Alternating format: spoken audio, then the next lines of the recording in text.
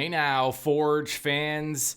It's the match day preview on the Forge Audio Network. I'm your host, Anthony Urciuoli, our first ever on the Forge Audio Network. We're still kind of new. The first ever match day preview into a playoff game. And it happens this weekend. On Saturday, Foothills County is the place to be because that's where Forge FC and Calvary FC go head-to-head in the first leg of the semifinal matchup between the two clubs. The return leg in Hamilton will be the following weekend on the Sunday. Tickets available now, but we'll get to that in a moment. You have two clubs, second seed, third seed, who are so evenly matched, even if you look across the board statistically, advanced stats, minor differences, but still very evenly matched. These two clubs have met 17 times before. Only once has a match between these two clubs been decided by more than one goal. And that was a 2-0 win by Forge last year at Calgary. Now, and keep in mind, that match, Calvary had better than 63% of the possession. So it was even more evenly matched than that score indicated. So we're pretty sure we're going to get a tight one again, especially in this first leg against Calvary on the road for Forge. Now, what's coming up in this episode? We are going to talk to Alex Gangué-Ruzic, who is with CanPL.ca. He's just, a cornucopia of, I know we're past Thanksgiving, but a cornucopia of soccer knowledge is Alex. He's going to join us, and he knows a lot about Forge. He knows a lot about Cavalry. He'll help us bring all of it together, and you'll get an in-depth preview of these two ties that are coming up in the semifinal. Also, head coach, technical director Bobby Smyrniotis is going to join, and so is Alexander Achinioti-Jönsson, Forge FC defender/defensive midfielder, though this year he's been mostly a defender.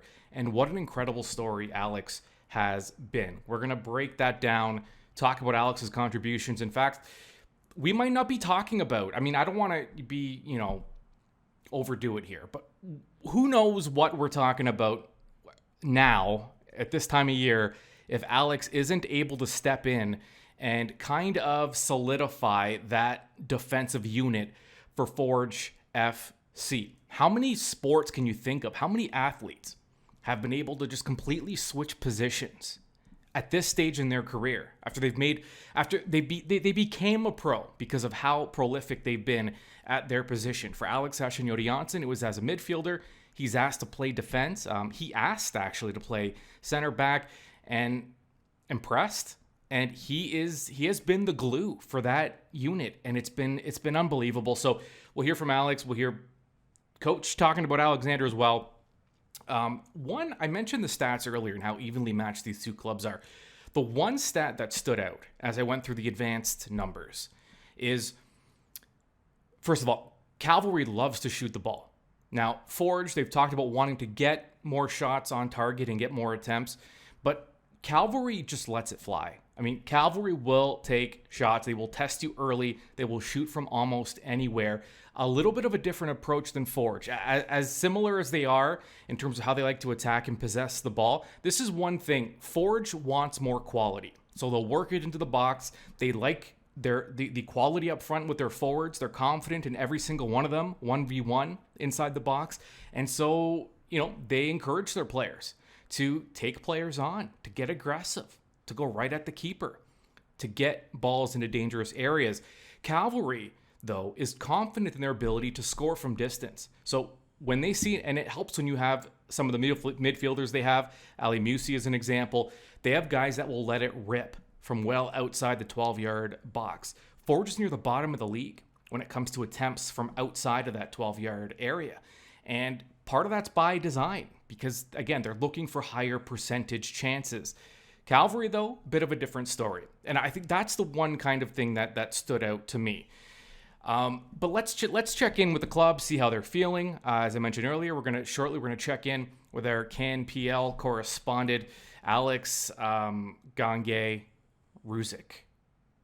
But first, head coach, technical director, Bobby Smyrniotis, his pre-match media conference from Calgary. Yes, that's right. He was in Calgary doing this. Here's what Bobby had to say. Yeah, it's kind of one of those strange things, it feels, to be honest, like another week, another game in front of us. It's just these ones mean a little bit more. So I think the guys are aware of that. But this is what you play for all season. This is the way the league has been set up with the playoff format. So it's about getting here and then going after a trophy. So we've accomplished that first phase, and now we've got two legs ahead of us. Starting tomorrow here in Calgary field, we've had a lot of success playing at. Field looks in great condition, so I think everyone's looking forward to it. These games that you guys play with Cavalry, they're always entertaining, but sometimes, can get a little testy, a little heated. How much of an importance do you guys put on discipline in the game, especially in a two-legged tie where, you want the same guys on the pitch in the second leg? Yeah, I think you look at it as a playoff game, and these are it. It's either the season is 10 more days or it's 17 more days. So it doesn't matter who you play, Cavalry, Pacific, or Ottawa. I think every team is in the same boat. They want to stretch the season as long as they can and be there. And I think with our two teams, we've had excellent games. And I always take some of this other stuff, some of the heated moments out of it, and I look at more of the tactics at play and what the two teams do on the field. And I think that's always the bigger story, and I think that'll be the bigger story in these two games as well. Cavalry is usually a certain team when they play at home, and they're a certain different team when they play away. They're a team that morphs a lot more this year than they have in the past. They're a lot different of a team in those cases, and that's what we're looking forward to. And after that, it's you always play the long game in these. It's 2 times 90 minutes, and everyone needs to have that in their heads and in the team, and make sure we focus on the football components of the game. Wanted to get your sort of evaluation of Alexander's season this year, and how much of a big role he'll have to play on Saturday, especially given that Daniel won't be available. Yeah, just phenomenal. It's the easiest way to put it, and it's kind of sums up a little bit of our season. This is the first year where we haven't had a set of center backs who have stayed healthy for a string of games, and he's been pushed as, for me, the best number 6 in the league to play as a center back, and he's done it. Yeah, I don't know how to describe it. He's been absolutely excellent in his role there, and every 2-3 weeks he's got a different partner playing with him. So not only is it a new position, but every 2 to 3 weeks, due to different injuries, to Metusala, Samuel, Malik, Olabibelavu, he's always been playing with someone different, and he's been able to keep up his standard of play, and not only standard of play defending, but on the ball. So I think he's just been phenomenal all season, and that's a testament to our defensive line. It's a totally new defensive line this year, and all 4 guys. And then, you even go further back behind Alex into Tristan Henry, who's had to have this season with, a whole different back 4 in front of him. And we've been able to do it very well and give up the least amount of goals in the league. Yeah, you hear the recognition from Bobby for, his entire squad, but Alex Achinioti-Jönsson, you just cannot, there's no way to overstate his contributions this year to do what he's done. And to be one of the best defenders in the league, a guy that just started playing that position regularly this year, and he's been unbelievable. Speaking of, here is Alex talking about this matchup with Cavalry and his development this season. I think there's a lot of excitement going into our 4th year of playoffs, and we've had 3 successful seasons behind us, and had a good season with a bit of ups and downs, but I think everyone is excited for this time of the year. So no, it's good. Just talk about your season and your growth as a player. You've developed kind of more of you're already, an all-around midfielder, but being able to play center back and getting the recognition for it from the fans as well. How do you feel like you've evolved as a player and grown? I think it's definitely been a learning experience. I volunteered at center back before, earlier in my career as well, but this is the first time that I've played it this much, and I've had a lot of help, especially from Eddie here, David Edgar in the club, with positioning and how to work with different kinds of things, because it's very different from being a defensive midfielder, right? You're the last line of defense, so you can't be always as aggressive, and I think I've grown into that during the season and kind of evaluate a little bit differently than what I do in the midfield, but no, it's been interesting and fun. Yeah, and Alex, by the way, he's been with Forge, I mean, basically from day one. You know, he was honored for his 100 matches this season. And again, to be with the squad this long, to be a pro as long as he has, playing a specific position and then having to, and volunteering to, just change. And all of a sudden, you're learning. You know, he talked about David Edgar, assistant coach for Forge, former Forge defender, a guy with so much pro experience, played in the Premier League for a while. And for Alex Achinioti-Jönsson, it's benefited him immensely to have David Edgar as part of this staff and help him grow. And, you know, at the end of the day, it looked like Forge was in trouble early in the year when they're dealing with the injuries they were dealing with. Again, you know, Matusala went down. Malik Olawabi Bellu went down. Daniel Crutzen went down. Dominic Samuel's down at different points. Alex has been the glue, the stabilizing factor on that defensive line. All right, let's really break down this matchup now. Maybe not the series as a whole, but a little bit. We'll talk about the series as a whole, but specifically this first match in this tie between Forge and Calvary, the semifinal. The winner will play the winner of Pacific and Ottawa, and I want to remind you Forge fans that if Forge can beat if Forge can beat Cavalry and Pacific can get by Ottawa, Forge and Pacific would meet again. It would be a rematch of last year's final that was played late in December. And if you remember, and you were there, I mean, the weather was miserable. Forge had just traveled a couple days before that for CONCACAF play. It wasn't a pretty match, and the result wasn't pretty for Forge. But there isn't a chance here of redemption, because Forge would host a championship match against Pacific again this year if the two clubs did meet. I know, one step at a time. I can look ahead, you can look ahead. The team can't, but we're allowed to, so we're going to. All right, let's break down that opening tie between Forge and Cavalry. Alex Gangué-Ruzic from CanPL.ca joins the matchday preview. In your opinion, is this the ideal matchup for the neutral supporter in terms of maybe getting the best entertainment value between two clubs that do not like each other on the pitch? Yeah, I mean, it doesn't get much better than this in terms of history, in terms of past battles, in terms of just quality, intensity, rivalry. It kind of ticks all those boxes. So it's really exciting to see. I think one of the most fascinating stats was they've met 17 times before. Cavalry and Forge have 16 games decided by one goal or less. That's just absurd. That's unheard of. In terms of competitiveness, there's been so many memorable games. There's been high-stake games, regular season matchups. Like, everything about this is exciting for sure. Yeah, and it's interesting because it's two clubs that they play similar styles. And, I mean, you would know this better than me. I mean, I've seen Forge all season. I haven't seen Cavalry as much as you probably have. Is it fair to say that the clubs are very similar in their philosophy and their attacking style? Yeah, I mean, both teams are clubs that want to hold onto the ball. They want to do good things with the ball. I mean, they've got two great teachers in Bobby Smyrniotis on Forge's side, and then obviously Cavalry's Tommy Wielden Jr. They're two builders of the league, coaches that really want to emphasize high quality attacking play, good philosophies defensively. So I think in terms of modern soccer, this is a matchup with two teams that want to emulate that. There's teams that, for Cavalry's side, they want to be tactically flexible. They want to be fluid. They want to, do a lot of things that we're used to seeing in top leagues around the world. And they've done a good job of executing that, much as Forge has. We've seen both their teams tap into their depth as well. They're teams that don't necessarily rely on just 3 or 4 guys to carry the load. This is a team of 15, 16, 17 contributors that will step up. So it's going to be a lot like a top matchup in the sense that there's going to be unheralded heroes. It's going to be a coaching battle. It's going to be a chess match. And that's partially why it makes this battle so exciting. Yeah, with Forge, they like to use their wingers, with it's Chouanier, whether it's Borges. I know he's been playing more of a central midfield type role as of late.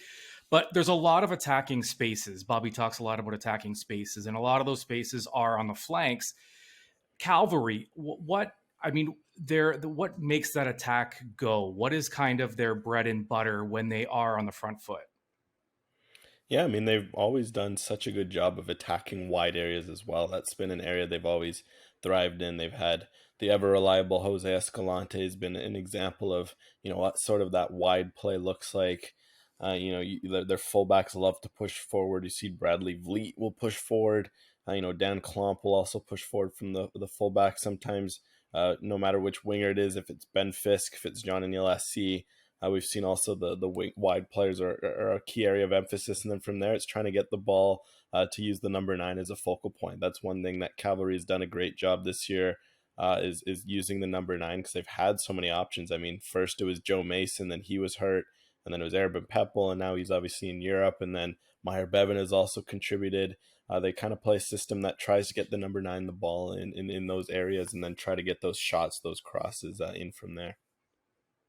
What about the trenches through the midfield? Forge likes their depth at midfield with multiple guys that can step in, whether it's Becker, Hojab Rapport. I know Jensen's done a great job this year. Sissoko has been great. And even Borges when he's played in that 10 role.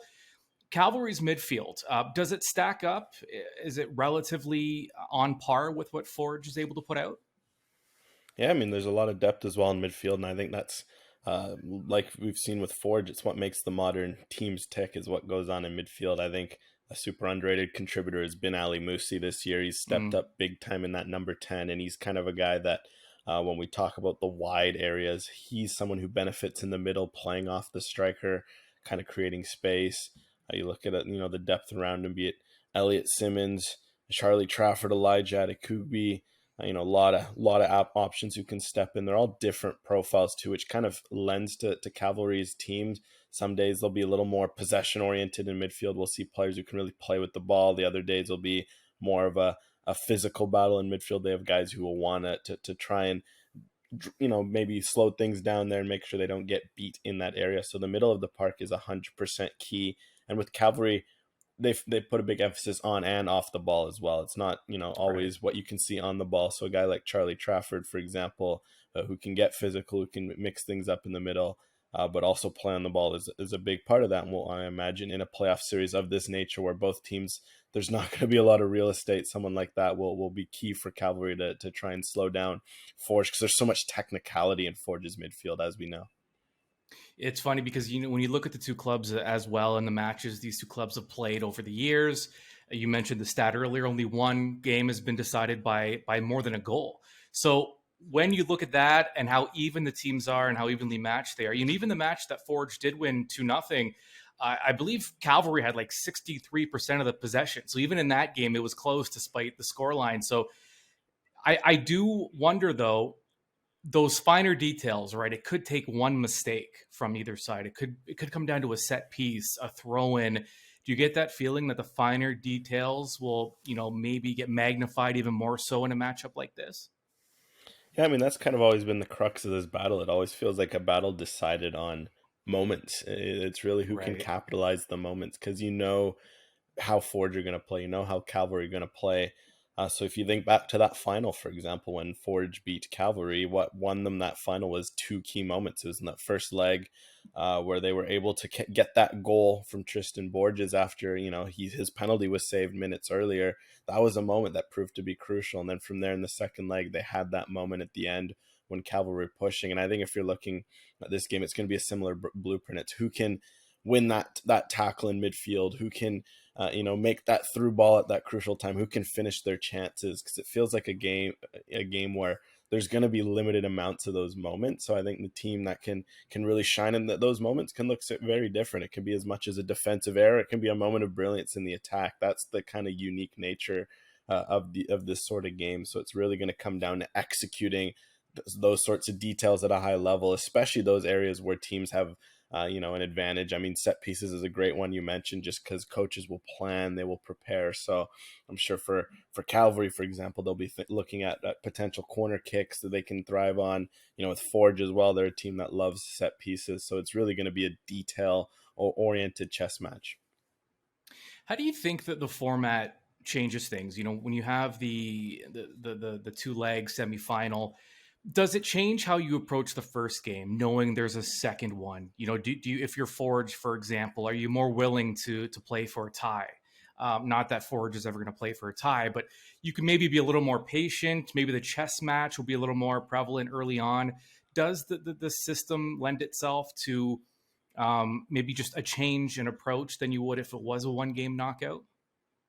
Yeah, for sure. And I mean, it's a battle of wits. And what's unique as well, there's no away goal. And I think that adds a further Right. complexity to the two legs, because you can really, there's no bad way to approach it. I think you can come in with a bit more cautious because of the lack of away goal to start knowing, okay, that, say if you're Forge, for example, you're on the road, there's not this pressure to say, hey, we need an away goal. It's okay. A 0-0 Right. result on the road isn't a bad result. Obviously, like you say, you want to go for a win, but on the flip side, there's also this, reality of, since there's no away goal, almost sometimes you need 2 goals to the one before, because you get that one away goal, it'd be worth double, whereas now it's okay, may as well Right. just go for it and get that sort of extra goal. So what I think is, with the 100, it turns it to a 180-minute game. Really, it's going to be, this first game is just a first half. It's just there's going to be adjustments, there's going to be that sort of movement. It's going to really make it a war of wits, a battle that's going to be played across 180 minutes, which is super unique. Yeah, I was talking to David Chouanier this week, and he mentioned in that second game, if we're tied, we'd go straight to penalty kicks. We don't want it to go to penalty kicks. We want to try and end it before, and Forge especially has had some tough luck in PKs over the years.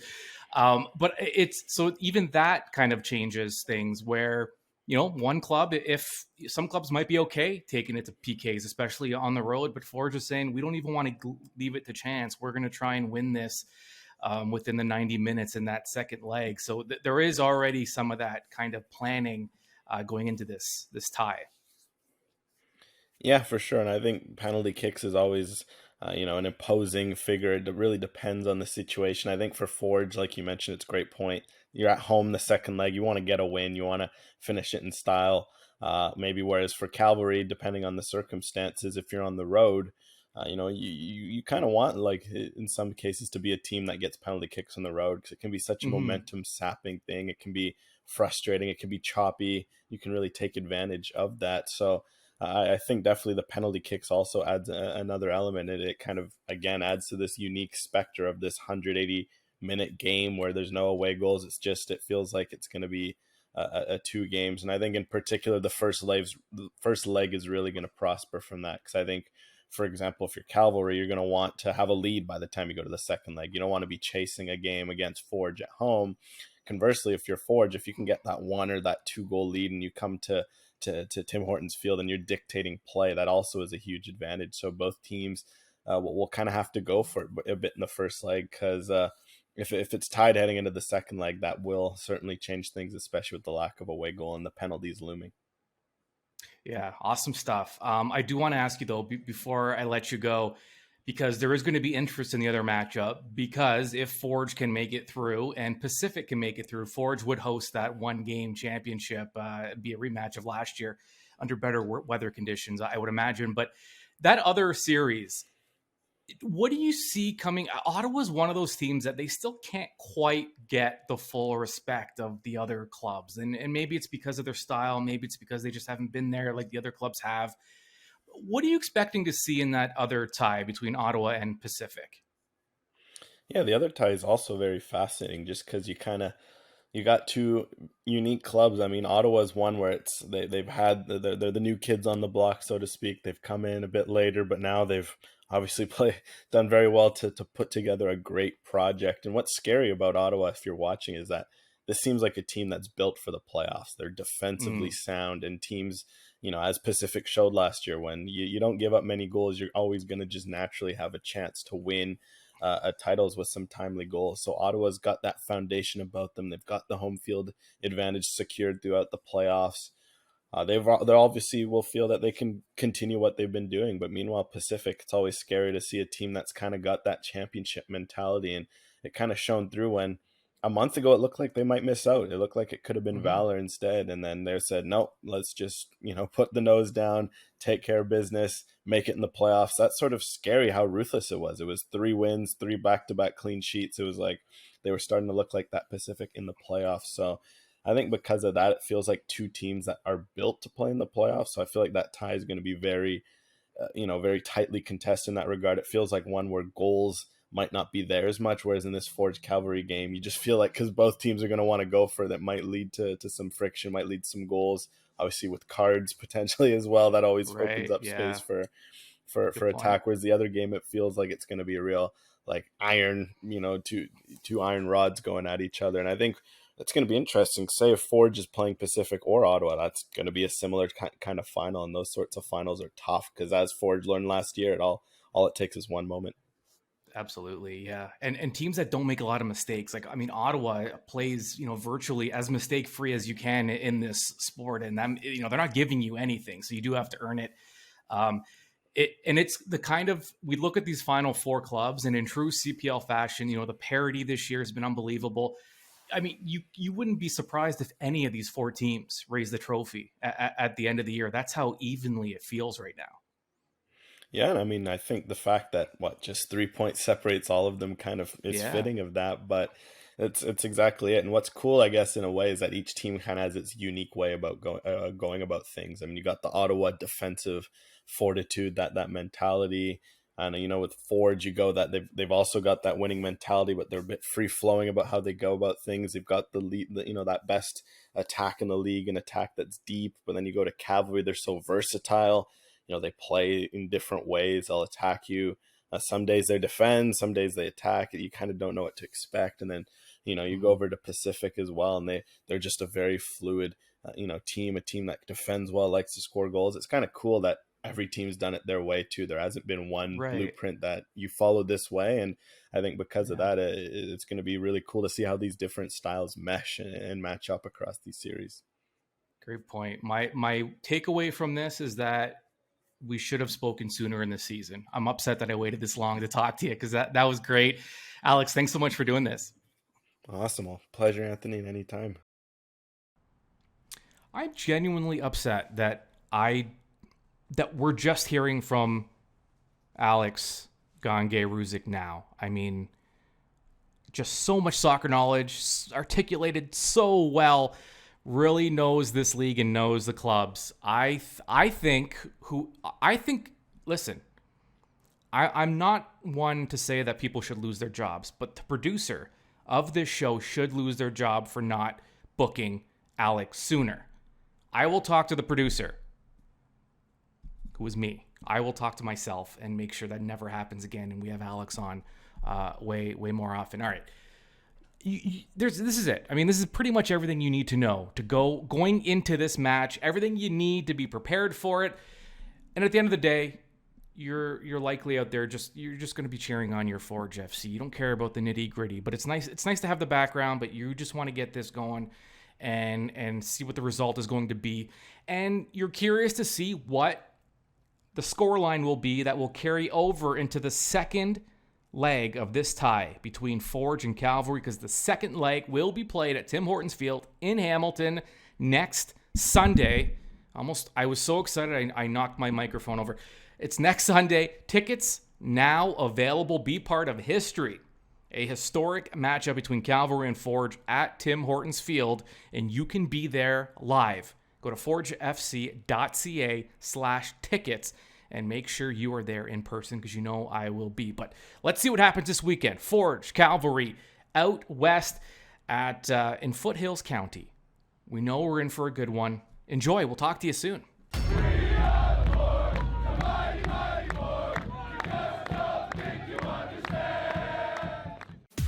Forge FC is prepared, and now you are informed. This has been Match Day Preview with Anthony Urciuoli on the Forge Audio Network. Subscribe on Spotify or wherever you get your podcasts.